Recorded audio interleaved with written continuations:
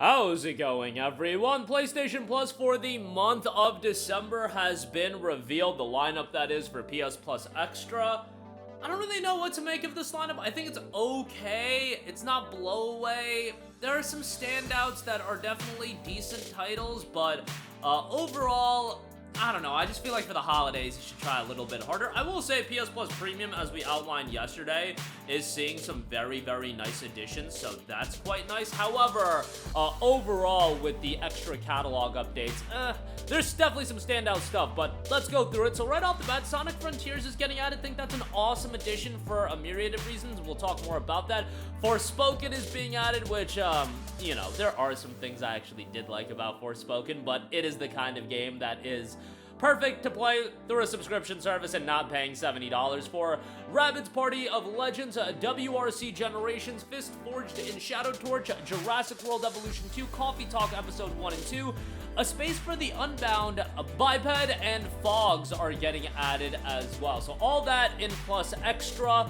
PlayStation Plus Premium, as we had outlined before, it is Sly 2, Sly 3, and Jak and Daxter, the precursor to Legacy, that is Jak 1. So, this month, I do think there's some things to like. First of all, Sonic Frontiers, I do think is a great addition, given that maybe that's the reason why on the PlayStation Store this game was priced at $36 during Black Friday. Like, that was just absolute insanity, and I could not wrap my brain around why it was that expensive. Just sheer insanity, because the game is literally available on Amazon right now for $17 on PlayStation 5. So, if you want to look at it from that standpoint, you know, value-wise, you know, getting a $20-ish game onto Plus, a game that still goes for $20, on sale, mind you, I think is pretty good. And Sonic Frontiers, I do think, is a really, really great game. I think the soundtrack is awesome. I think the platforming is great. I think the gameplay and combat has room to grow, but, you know, they could parlay that into, hopefully, Sonic Frontiers 2, and that could be something much, much better. But I really did enjoy Sonic Frontiers for what it was, and to me, it is the standout game. Now, to our audience, with how much I talk about Sonic Frontiers ad nauseum, I imagine a lot of you guys already own the game, and that is always just going to be an error and a shortcoming, not an error, but a shortcoming of the subscription model, where you are adding games that you don't know what's going to be added month to month, and you're adding games that are years old or a couple of years old, so that's just a reality that you have to expect. But if you haven't played Sonic Frontiers, that's a great one. I imagine a game a lot of people skipped out on was Forspoken. And was Forspoken a god-awful game? I wouldn't say that. I wouldn't say that it was god-awful, absolutely terrible. There are some things that I liked about the game, and let me start with that. I think the parkour in the game, the traversal, the exploration, that is well done. I really did enjoy that, especially like the platforming and parkour. I think that is really well done. The free-flowing, you know, movement of the game, it's just incredibly satisfying. Visually, the game looks good in a lot of areas. The game also looks bad in a lot of areas. Like, some of the character models are absolutely atrocious. Some of the textures look bad, and then some of the textures look really, really good. Some of the environments look really, really good. The particle effects look great. The magic combat, I would say, is fun, flashy, very vibrant. Does it get a little bit repetitive? Sure. But it is fun and vibrant, and I think people can find some enjoyment out of it. Narratively, characters, what a garbage game. Absolutely terrible. The main character sucks. The main character's main companion sucks. Frey and Cuff is the tandem at the helm of this story, and I have said it before, I legitimately think, based on the video games that I have played throughout my entire life, 23 or so years of gaming, you know, Frey and Cuff is the worst tandem in video game history. Bar none, garbage. They are terrible. I just played a game that was $1.99 Anima Gate of Memories that also had a really funny tandem in that game. At the helm of that game story, it was the Bearer and Ergo were their names. And they were kind of bad to a point of it being funny as a tandem at the helm of the game. And I will say that they are still way better than Frey and Cuff. And they're just terrible. Mentally check out of the story. Like, the story's garbage. It's just terrible. It's terrible, terrible, terrible. Like, did just put down this game a lot, because I think when you talk about Square Enix action RPGs, like, people are going into those expecting quality narratives, and that's just not there.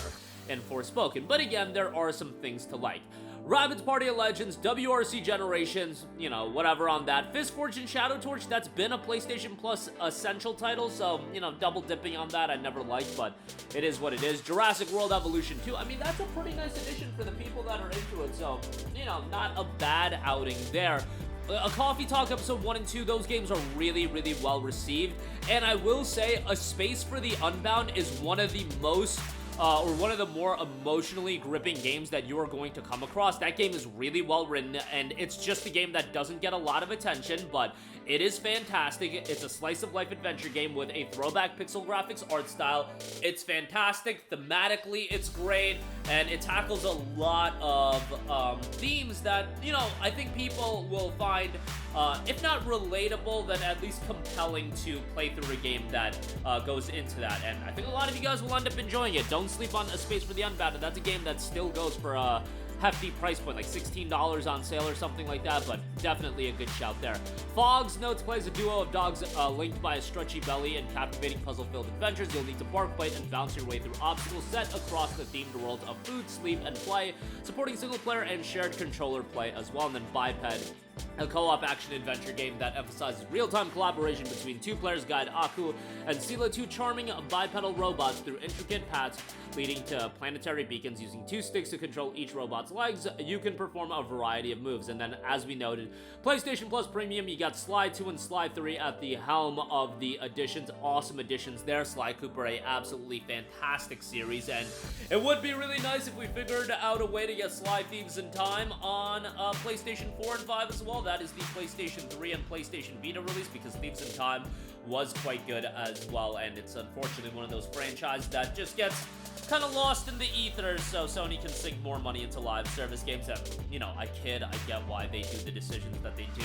Sly Cooper, I think, would do really well in today's gaming ecosystem, and people would be really into it, but, you know, who am I to say that? Thieves in Time, I don't think, was a blow-away commercially. Jak and Daxter, the Precursor Legacy, has been available, but obviously a great addition there. And then I should also note PSVR, Star Wars Tales from the Galaxy's Edge, PSVR 2, a VR FPS experience where you step into the role of a droid repair technician. After an emergency crash landing, you'll embark on a thrilling mission in the Batu Wilds while confronting the Death Gang, infiltrate a First Order facility, and journey through different eras of the galaxy, become a Jedi in the Temple of Darkness, train with your Padawan in the Sacred Guardian, or even take a bounty as assassin droid IG-88 in the Bounty of Bog's Drift, all in your own unforgettable Star Wars story.